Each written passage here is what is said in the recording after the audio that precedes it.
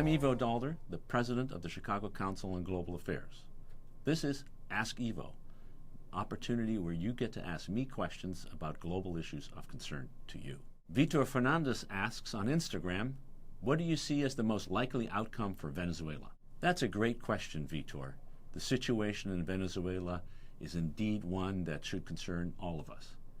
Let me make 3 points. First, I don't believe that the current regime led by Nicolas Maduro is likely to stay in power for the long term.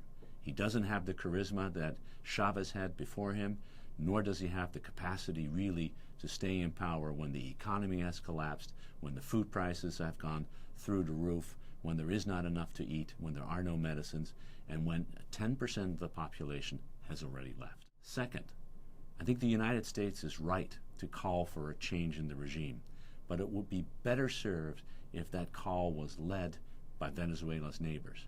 Colombia, Brazil, and 11 other countries in the region have all joined the United States in calling for the ouster of the Maduro regime and the recognition of a new interim president. That's a great thing.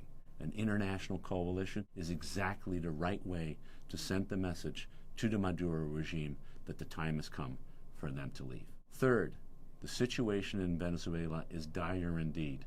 3 million people have already left, and another 2 million people may well leave even this year.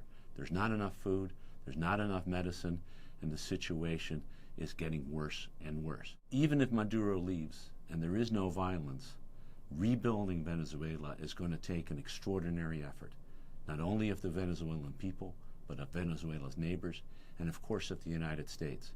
A massive economic aid and assistance program will be necessary for Venezuela to once again be the prosperous and democratic country it once was. Thanks for tuning in.